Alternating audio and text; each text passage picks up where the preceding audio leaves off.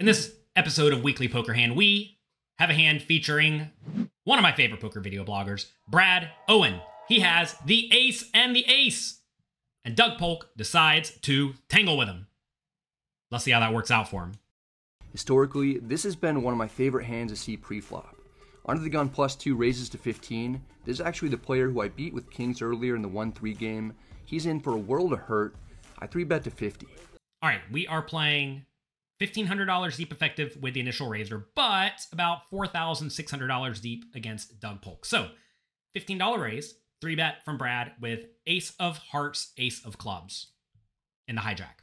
Doug is on the button. He's like this Thai masseuse that I once had, exerting way too much pressure in the wrong spot. He 4-bets to 135.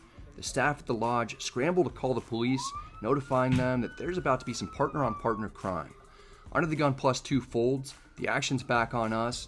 We're going to be 5-betting, and we need to determine what size to use. How much do you make it? Take a second, think about it. A 5-bet will look very strong, and we don't want Doug to fold. For that reason, we don't want to make it too much, but we're playing almost 1,000 big blinds deep from out of position against a world-class player, so going with a larger sizing to shrink stack to pot ratios while we know that we have the best hand is preferable for that reason. Ultimately, I go with a 5-bet to 350. 400 is perhaps a little better, but it doesn't make a huge difference. So, when you are out of position against the 3-better, you certainly do want to consider making it a little bit bigger, just because you want to cut off your opponent's implied odds. Because when you make it small, they should just call with everything, right? But if you make it bigger, you really do start to cut down on their implied odds, even when you are playing 1,000 big blinds deep. So, like Brad said, it probably doesn't make that big of a difference, but I would have gone bigger in this scenario and perhaps even bigger than 400 if I think Doug's going to be especially sticky.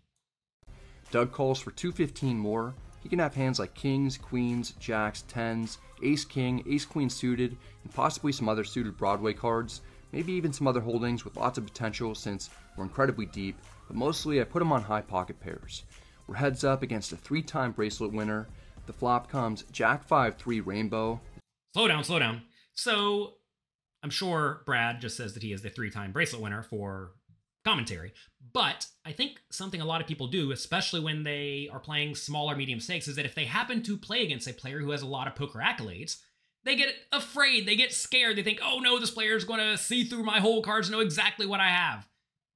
And they're not. We are just all poker players doing our best to make reasonable decisions. We are not going to sit there and soul read you hard unless you have massive live tells, and I doubt Brad or most people out there have horrifically bad live tells to the point that someone who has not really played a whole lot with you can look and tell when you're bluffing or look and tell when you have the nuts. Obviously, try your best to not have any live tells, but just make sure you're not playing scared because someone's ran hot in tournaments a few times. It's a very good flop for us, especially if Doug has pocket queens or kings. Flop's jack 5-3, by the way. We have aces. 730 in the pot.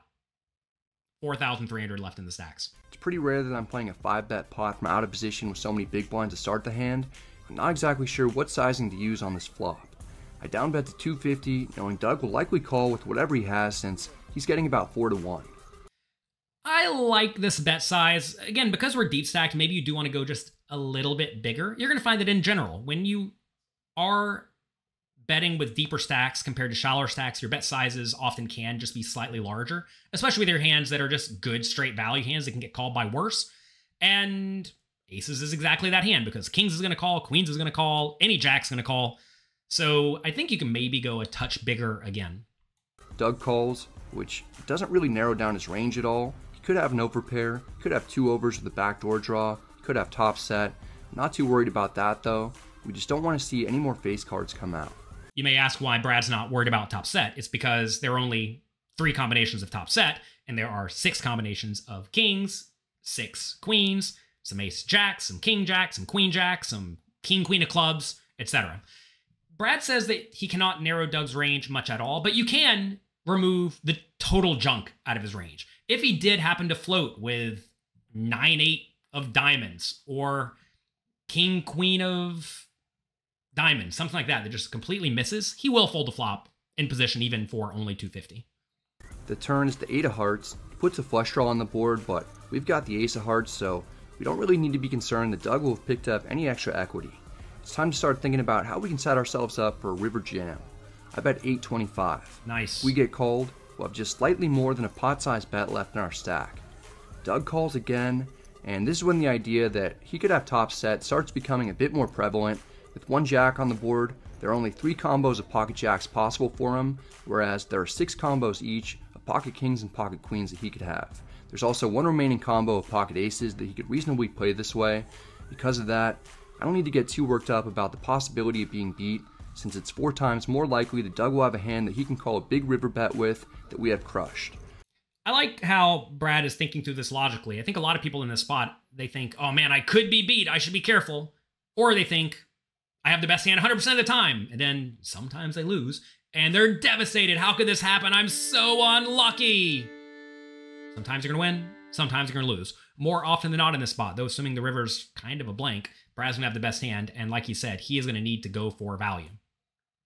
The dealer puts out another 3 on the board. It's a dream run out for us to get maximum value from kings or queens. All right, board is jack 5 3 8 3. It does seem like a pretty good board to get value from kings, queens, maybe a jack. So the question is, how much do we bet? The pot is 2,880. We have 3,200 in our stack. Should we check? Should we bet 1,500? Or should we rip it all in? Take a second, think about it, and write what you would do in the comment section down below. This is a spot where you certainly want to go for value and you want to go all in. There's no reason to bet 1,500 to try to ensure you get called by queen jack or anything like that. At this point, there are some busted draws. Perhaps ace king, ace queen, ace x suited may feel inclined to bluff. So Doug's going to find a lot of calls, recognizing he's getting 2-to-1 pot odds to call it all in. So rip it in and collect the money. We're going to target those as we put Doug to the test. All in. All in. The jacks. Thought you might have. Nice. Doug was prepared for the test. No tough decision for him at any point. He snap calls with jiggities. The dream run out we thought we had turns out to be a nightmare. It's a brutal way to kick things off. We get a count of the chips to confirm that Doug has us slightly covered. After a great start in 1-3, I've lost 8,000 total in an hour and 45 minutes. I don't mean to laugh at Brad's misery here. Sometimes I laugh inappropriately, I've been told. Yeah, losing $8,000 in an hour and 45 minutes at 5-5 is not ideal. But, you know, sometimes it happens. And I think Brad played this hand perfectly fine, perfectly reasonably, and he got stacked and he loses. Like I said, I think a lot of people, especially in live cash games, fear getting stacked. They think it's the worst thing that could possibly happen in the whole world. But you got to realize, if you're playing loose, aggressive, battling poker against good, strong players who will also get in there and battle, stacks are going to fly sometimes, like in this scenario. And you have to be cool with it. If you don't like getting burned, stay out of the kitchen, right? This time, though, well, he did get burned. Maybe he won't next time. That's me for today. I hope you enjoyed today's video. If you did, click the like and subscribe buttons down below. Also, click the notification bell because we have a lot more fun content coming out for you all the time. If you are not here watching and giving us a little bit of feedback, well, I guess I wouldn't be making the videos now, would I? We have another fun hand featuring Brad and Doug lined up next. Enjoy.